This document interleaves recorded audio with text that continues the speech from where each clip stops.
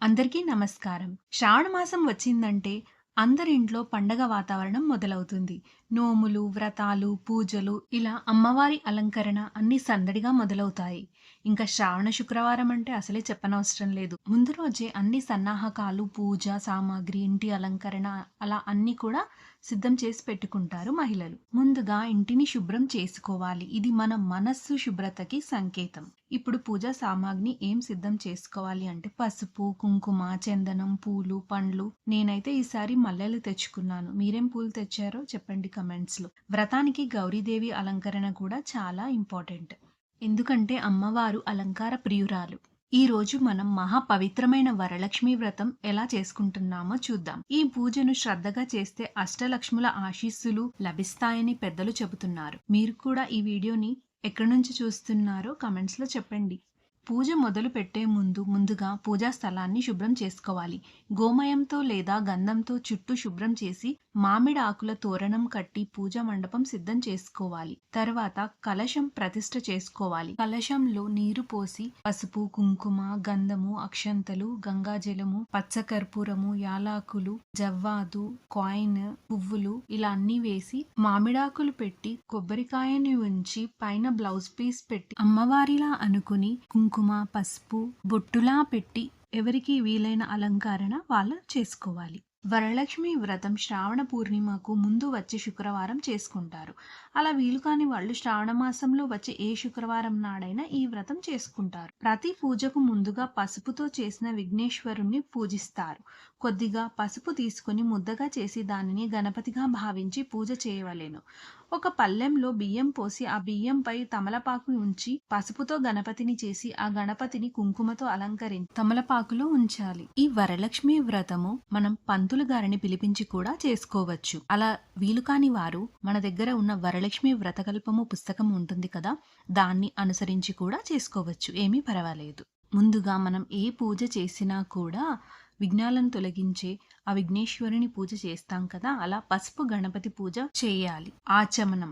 ఓం కేశవాయ నమః, ఓం నారాయణాయ నమః, ఓం మాధవాయ నమః, శ్రీ కృష్ణార్పణమస్తు మమ ఉపాత సమస్త దురితక్షయ ద్వారా శ్రీ పరమేశ్వర ప్రీత్యర్థం శుభే శోభనే ముహూర్తే మహావిష్ణోరాజ్ఞాయ ప్రవర్తమానస్యే అద్య బ్రహ్మణ ద్వితీయ పరారే శ్వేతవరాహకల్పే వైవాస్వత మన్వంతరే కలియుగే ప్రథమపాదే జంబూద్వీపే భరతవర్షి భరతఖండే మేరోర్ధరక్షిణ దిగ్భాగే ఆస్మిన్ వర్తమాన వ్యవహారిక చాంద్రమానేన శ్రీ విశ్వావసు నామ సంవత్సరే వర్ష ఋతువే శుక్లపక్షే చతుర్దశ్యాం భృగువాసరే శుభ నక్షత్రే శుభయోగే శుభకరణ ఏవం గుణ విశేషణ విశిష్టాయాం శుభ తిథో శుభవాసరే శుభ నక్షత్రే శుభయోగే శుభకరణే శ్రీమతే అని పేరు చెప్పి గోత్రము అస్మాకము సహకుటుంబానాం అని చెప్పాలి. క్షేమ స్థైర్య ధైర్య విజయ ఆరోగ్య ఐశ్వర్యాభివృద్ధ్యర్థం ధర్మార్థ కామ మోక్ష చతుర్విధ ఫల పురుషార్థ సిద్ధ్యర్థం సత్సంతాన సౌభాగ్య ఫల ప్రాప్త్యర్థం శ్రీ వరలక్ష్మీ దేవత ముదిశ్చ శ్రీ వరలక్ష్మీ దేవత ప్రీత్యర్థం కల్పోక్త విధానేన యావశక్తి ధ్యాన వాహనాది షోడశోపచార పూజాం కరిష్యే. అధౌ నిర్విఘ్న పరిసమాప్యార్థం త్వేన శ్రీ మహాగణపతి పూజా కరిష్యే.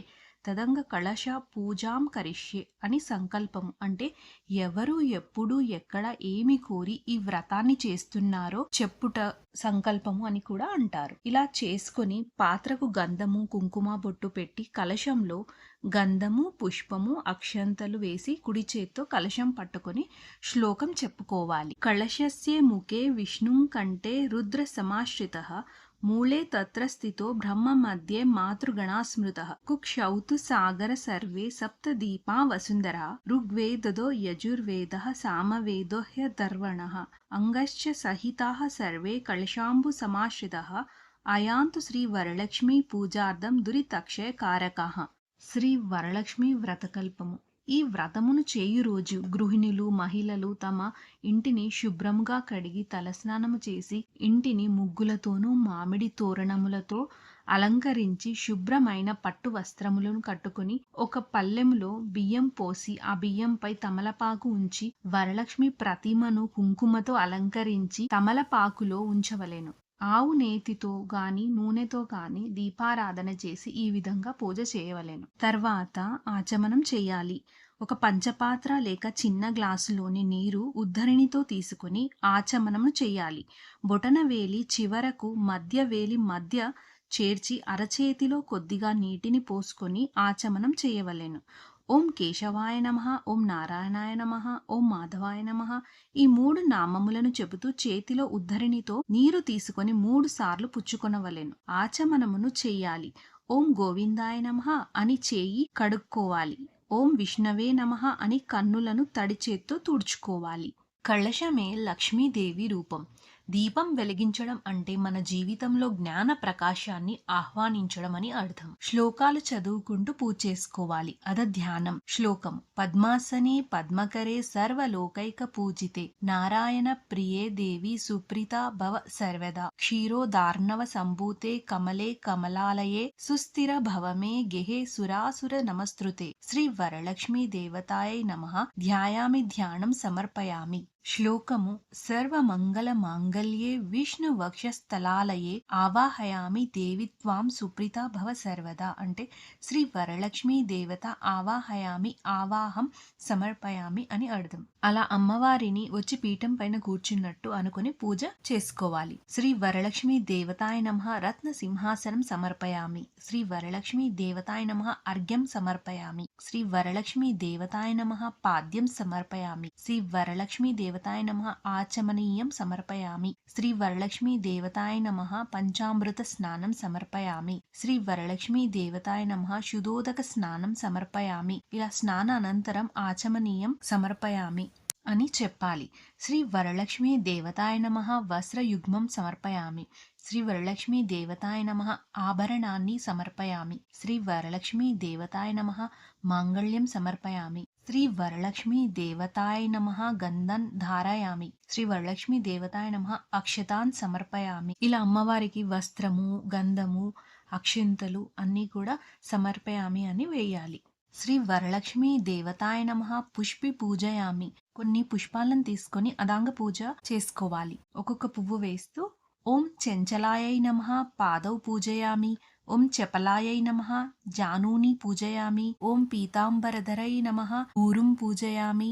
ఓం కమలావాసినై నమః ఖడిం పూజయామి. ఓం పద్మాలయాయై నాభిన్ పూజయామి. ఓం మదనమాత్రే స్తనౌ పూజయామి. ఓం లలితాయై నమః భుజద్వయం పూజయామి. ఓం కంబుకమ్రై నమః కంఠం పూజయామి. ఓం సుముఖాయై నమః ముఖం పూజయామి. ఓం శ్రియాయ నమః ఓష్టా పూజయామి. ఓం సునాసికాయై నమః నాసికం పూజయామి. ఓం సునేత్రాయై నమః నేత్రా పూజయామి. ఓం రమాయై నమః కాండౌ పూజయామి. ఓం కమలాయై నమః శిరః పూజయామి.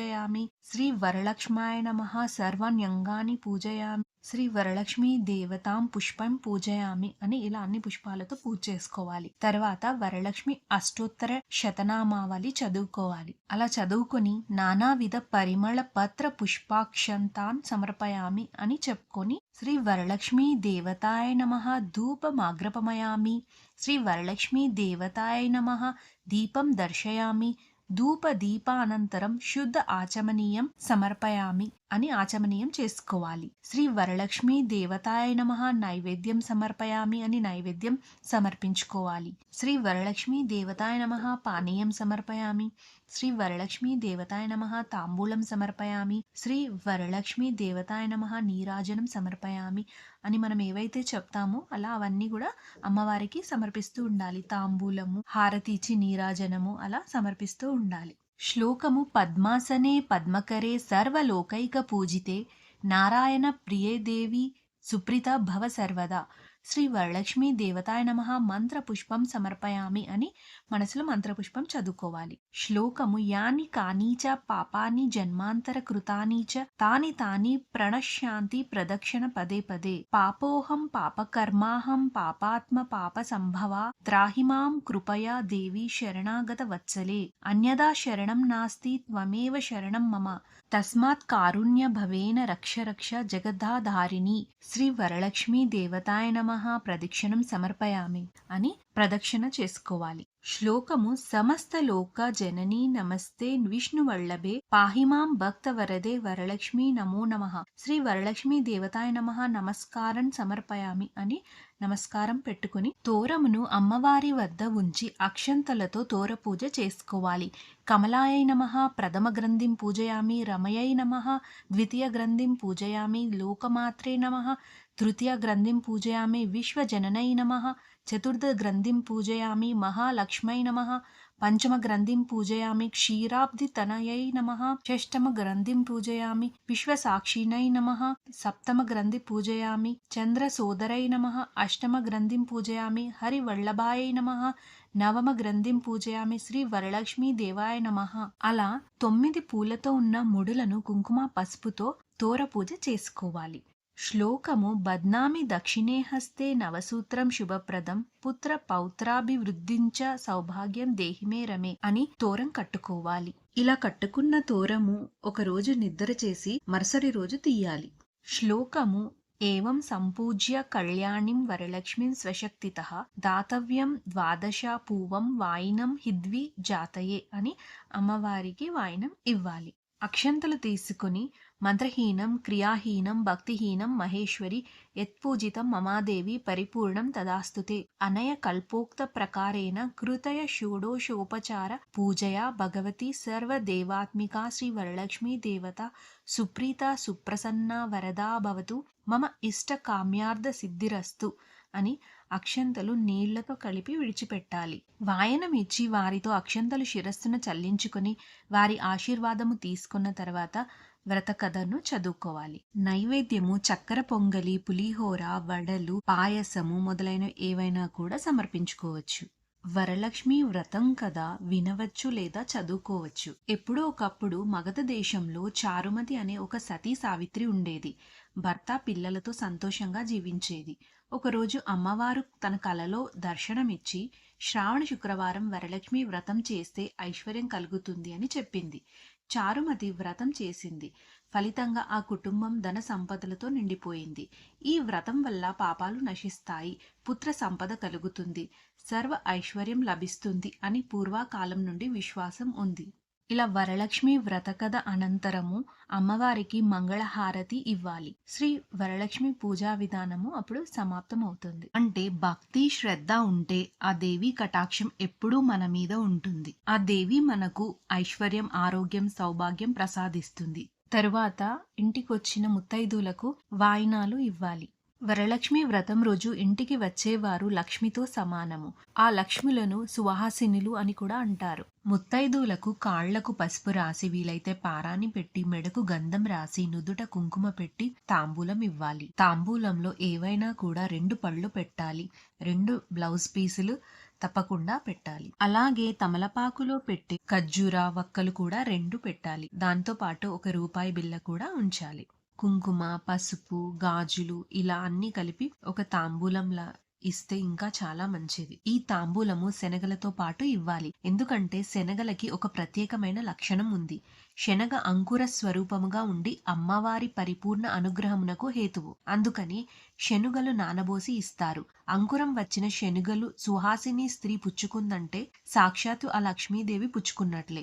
అపారమైన ఐశ్వర్యమునకు అది హేతువు. శనగలు, అరటిపళ్ళు, తమలపాకులు, పోకచెక్కలు, వక్కలు ఇవన్నీ పెట్టి తాంబూలంతో కలిపి వచ్చినటువంటి సుహాసినులందరికీ ఇస్తారు. ఇలా వరలక్ష్మి వ్రతం యొక్క కల్పము అని లక్ష్మీదేవి చెప్పింది అని పార్వతీదేవికి పరమేశ్వరుడు చెప్తే స్త్రీలందరూ తమ సౌభాగ్యం కోసం ఈ వరలక్ష్మి వ్రతాన్ని ఆచరిస్తున్నారు. శనగలు, అరటిపళ్ళు, తమలపాకులు, పోకచెక్కలు, వక్కలు ఇవన్నీ పెట్టి తాంబూలంతో కలిపి వచ్చినటువంటి సుహాసినులందరికీ ఇస్తారు. పూజ చేసేటప్పుడు పూజలో ఏదైనా తెలిసి తెలియక చిన్న చిన్న పొరపాట్లు జరుగుతూ ఉంటాయి. అప్పుడు మనము పూజ అయ్యాక క్షమా ప్రార్థన చదువుకోవాలి. యదక్షర పద భ్రష్టం మాత్రాహీనంతు యద్భవేత్ తత్సర్వం క్షమ్యతాం దేవీ నారాయణి నమస్తుతే అని నమస్కరించుకోవాలి. నేనైతే పూజ ఇలా చేసుకున్నాను. మీరు ఎలా చేసుకున్నారో కమెంట్స్ లో తెలియజేయండి.